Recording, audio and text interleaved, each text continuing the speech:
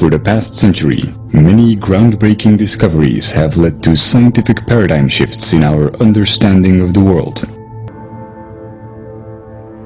Quantum physics provides a mathematical description of much of the wave-particle duality and interactions of energy and matter. A quantum is the minimum unit of any physical entity involved in an interaction. The elementary particles are the basic building blocks of the universe. They are the particles which all other particles are made of.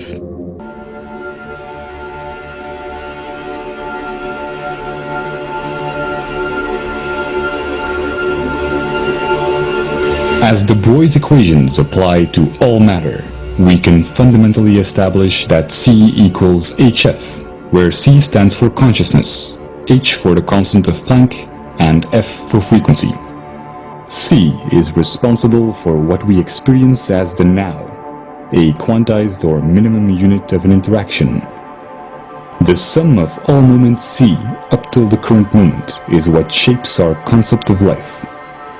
This is not a philosophical or theoretical statement, but an inherent consequence of all matter and energy being quantized. The formula shows how life and death are abstract constructions of C.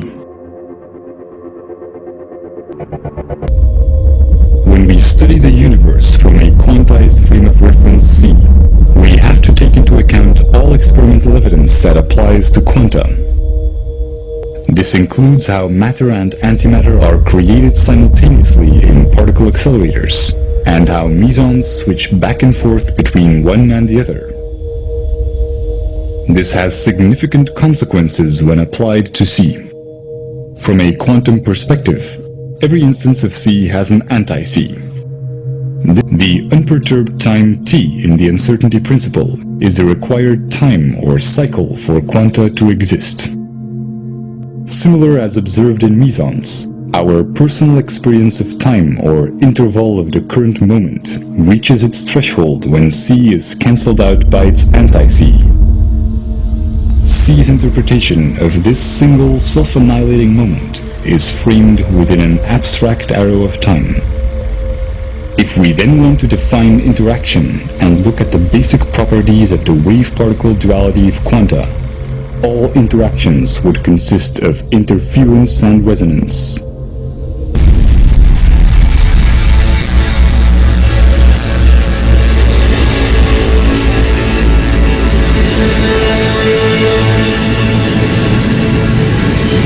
Quantum mechanics is merely mathematical descriptions, and their practical implications are often counterintuitive.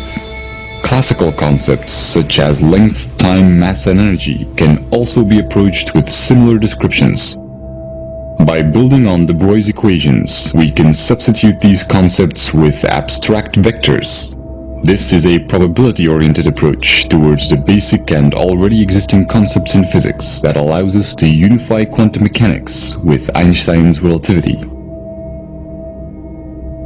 De Broglie's equations show how all reference frames are quantized, including all matter and all energy. Particle accelerators have demonstrated that matter and antimatter are always created simultaneously. The paradox of how reality can emerge from abstract building blocks that annihilate each other can be explained by using these quanta as the frame of reference. In a simplified analogy, we need to look at things through the eyes of a photon. Experiments show how conversion of matter into energy through its antimatter brings about gamma rays with exact opposite momentum. What seems to be a conversion is the ratio between opposite vectors interpreted as distance and time, matter and antimatter, mass and energy, or interference and resonance within the abstract arrow of time of C. The sum of opposite vectors is always zero. This is the reason for the symmetry or conservation laws in physics, or why at the speed of c, time and space are zero due to length contraction and time dilation. A consequence is the Heisenberg uncertainty principle, which states that certain pairs of physical properties, such as position and momentum, cannot be known simultaneously to high precision. In a sense, a single particle is its own field. The consistent continuity of reality does not require quanta to have any specific sequence in time. A quantum is not subject to any notion of space or time and can occupy all of its possible quantum states simultaneously. This is called quantum superposition and has been demonstrated in experiments such as the double-slit experiment or quantum teleportation, where every electron in the universe, for example, could be the exact same one.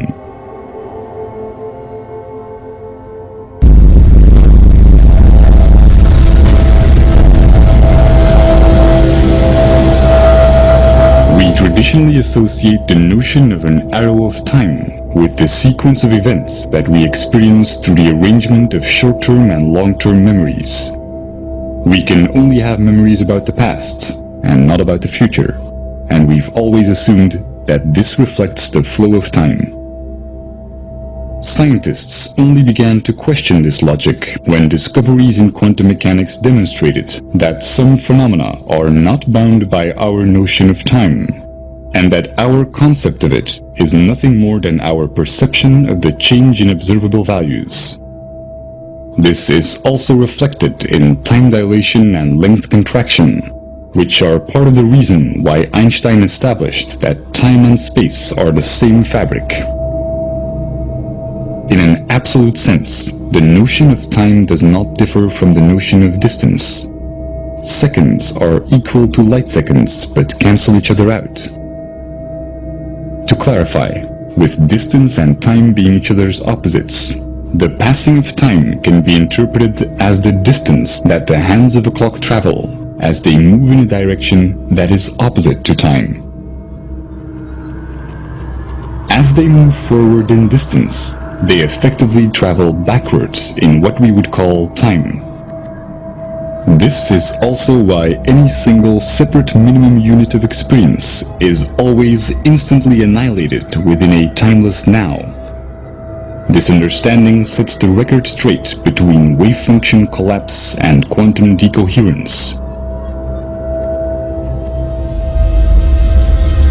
Concepts such as life and death are mere intellectual constructs, and any speculative spiritual ideas of an afterlife that takes place in a realm where the rigid mathematical underpinnings of this reality come to an end are equally fabricated.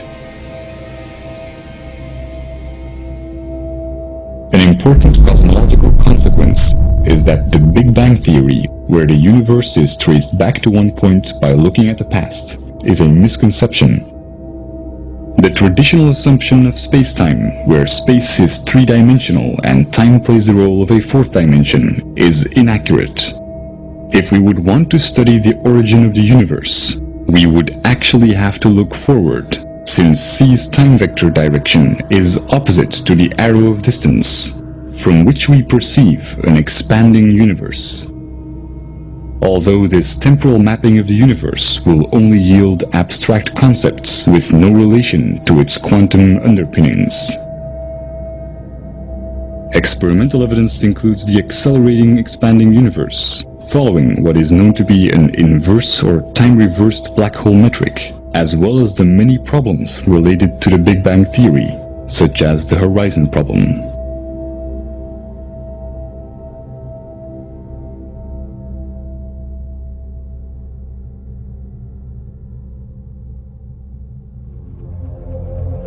These derivations could bring up questions about free will, since awareness seems to only take place after the action within our perception of time.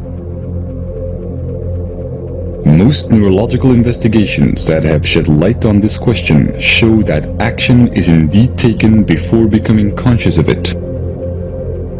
But a deterministic point of view is based on an erroneous concept of time, as is illustrated by the mathematical probability descriptions in quantum mechanics. These understandings will be relevant for future neurological research, since they show how any neural circuit is a vector with direction, underpinning cognitive dissonance and interference or resonance within C.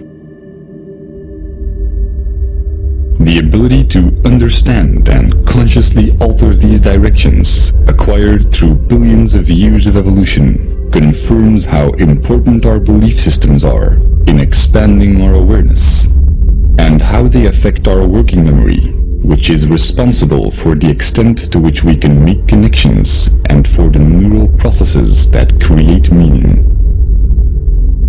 It also explains how artificial awareness will require a network of independent processors instead of a linear sequence of complex algorithms.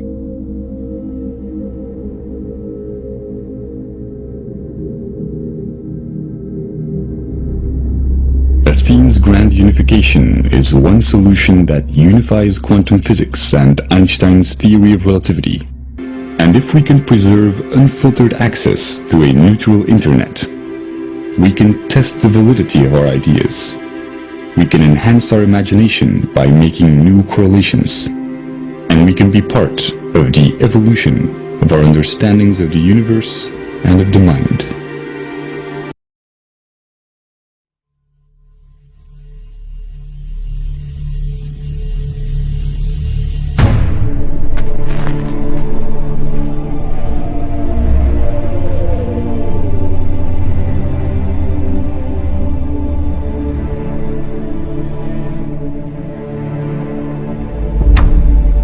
Over the course of the past 100 years, we've had a wide array of paradigm-shifting scientific discoveries, many of which shake the foundations of how we see reality, and some of which even sound like they are science fiction.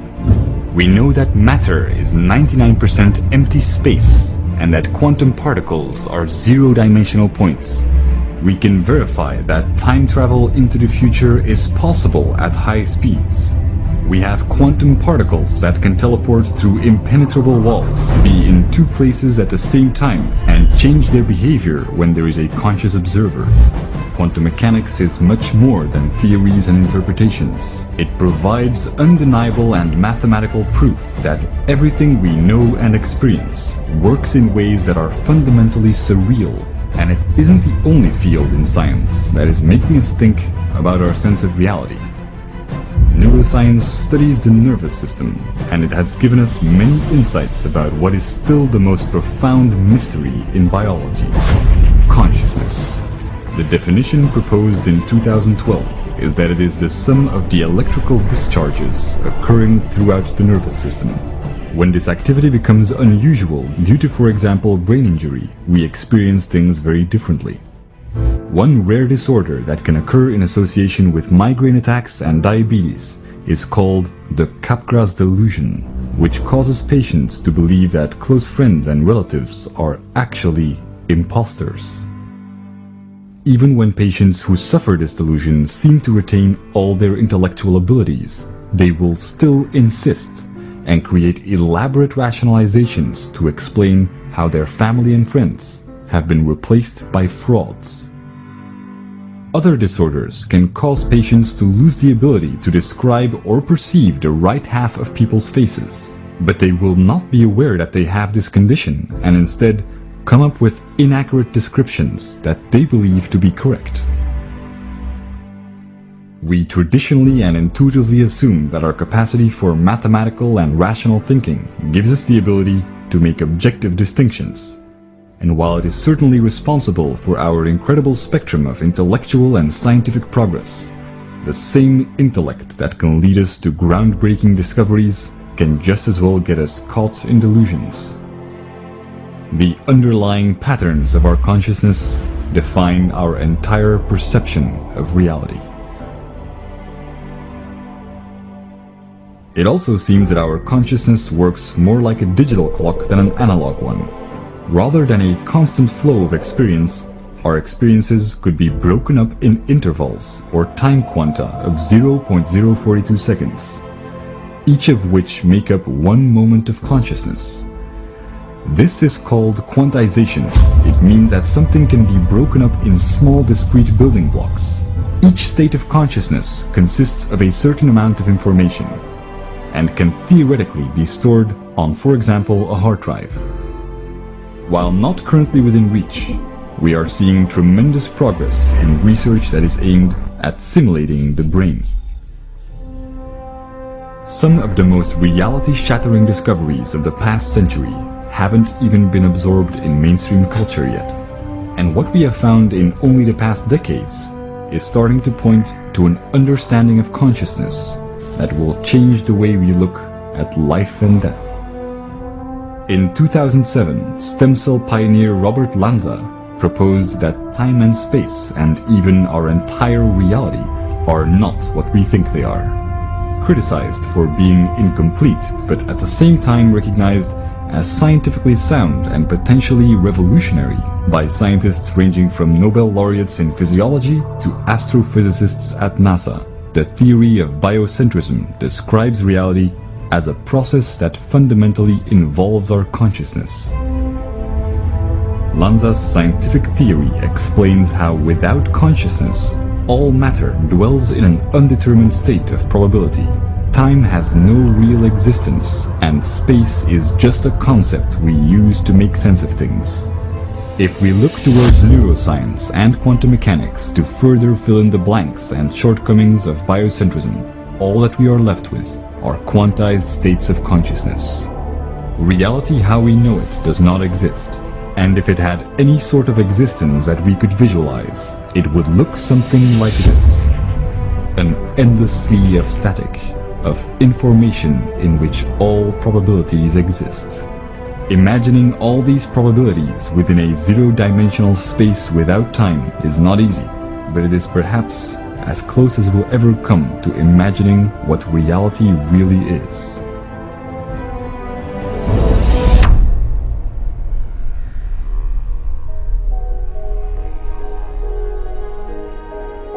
Every possible chunk of information exists, including the ones that perfectly describe the moments of consciousness that we experience from one moment to the next. In quantum mechanics, we have had theories of a holographic universe where the entire universe could be seen as a two-dimensional structure containing all the information that we seem to perceive in 3 dimensions. In a new model, all of existence is encoded in quantized moments of consciousness that contain all of our experiences. Every moment of experience is a reality in itself, and we experience time as obvious and straightforward. But with each moment of consciousness containing a different set of memories and experiences, it wouldn't matter if our timeline was completely scrambled. Tomorrow could happen before yesterday. Our memories are dependent on the information encoded within each moment of consciousness, and can only tell us something about the reality we experience right now. Any perception of time or continuity is actually an illusion. This is one of the reasons why Robert Lanza's recent theory was considered to be a wake-up call by NASA's astrophysicist David Thompson. When we look at the Big Bang, or when we observe how quantum particles jump back and forth in time, we have the arrogance of assuming that time simply moves forward in a straight line, and we then go on to see these time anomalies as unusual and counterintuitive. But there is no indication that our perception and memories define the arrow of time. All of this seems to suggest that our reality would completely disintegrate, or at the very least, become highly inconsistent and random at any point. But the reason why we experience a rigid world with deeply structured laws of nature is because consistent patterns evolve according to mathematical principles. Since every possible pattern can exist within infinity, the only connection between 2 independent quantized moments of consciousness is the information that overlaps. Smaller or more compressed units are more common, and the laws that we are subject to naturally emerge and bring about our consistent reality as it is the most probable one.